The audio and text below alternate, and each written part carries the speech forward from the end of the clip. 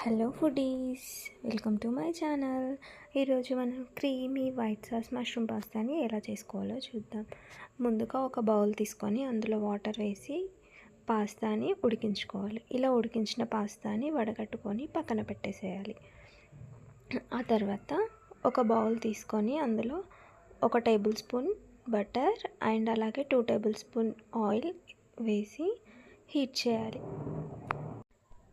ఇది వేడయ్యాక ఇందులో 3 to 4 టేబుల్ స్పూన్స్ మైదా వేసుకోవాలి. మైదా వేసుకున్న తర్వాత ఇది మైదా అనేది పూర్తిగా ఇందులో కలిసిపోయి గోల్డెన్ బ్రౌన్ వచ్చే వరకు వేయించాలి. ఇక్కడ చూడండి, ఇలా గోల్డెన్ బ్రౌన్ వచ్చే వరకు వేయించాలి. ఆ తర్వాత దీంట్లో కొద్దిగా 1 గ్లాస్ పాలని యాడ్ చేసుకుంటూ కలుపుతూ ఉండాలి. ఎక్కడ ఉండలు లేకుండా దీన్ని విస్కర్ సహాయంతో మంచిగా కలుపుతూ ఉండాలి. ఇక్కడ చూడండి, ఇలా దీన్ని కలుపుతూ ఇలా ఉండలు లేకుండా క్రీమీగా చిక్కగా అయ్యింది. ఇలా చిక్కగా అయిన తర్వాత దీంట్లోకి మనం మన టేస్ట్కి సరిపడా సాల్ట్ని వేసుకొని కలుపుకొని పక్కన పెట్టేసాను. నేను ఇక్కడ పాస్తాలోకి యూస్ చేస్తున్నవి మన ఇంట్లో ఉండే రెగ్యులర్ వెజిటేబుల్సే. Onion, capsicum, sweet corn and అలాగే మష్రూమ్.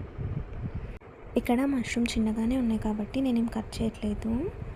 తర్వాత మనం ఒక బౌల్ తీసుకొని అందులో ఆయిల్ వేసి అది హీట్ అయ్యాక అందులో ఆనియన్, క్యాప్సికము, స్వీట్ కార్న్ వేసేసి బాగా కలపాలి. చూడండి, ఇక్కడ ఇలా ఈ 3 వేసుకున్నాక కలుపుకొని పక్కన పెట్టాలి. తర్వాత మనం మష్రూమ్ తీసుకున్నాం కదా, ఈ మష్రూమ్ని బాగా వాష్ చేసేసి దాంట్లో మిర్చి పౌడర్, సాల్ట్ అలా వేసి మ్యాగ్నేట్ చేసి దీన్ని కూడా ఇందులో వేసుకోవాలి. ఇలా మష్రూమ్ కూడా వేసాక మళ్ళీ ఒకసారి కలుపుకోవాలండి. ఇలా కలుపుకున్న తర్వాత దీంట్లో పచ్చివాసన అది పోవడానికి మనం మూత పెట్టేసుకొని ఒక 5 to 10 minutes అలా కుక్ అవ్వనివ్వాలి.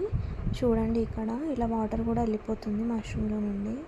తర్వాత మనం ముందుగా రెడీ చేసి పెట్టుకున్న వైట్ సాస్ పాస్తా ఉంది కదా, అందులో మనం ఉడికించి పెట్టుకున్న పాస్తాని వేసుకోవాలి. చూడండి, ఇక్కడ నేను వేస్తున్నాను.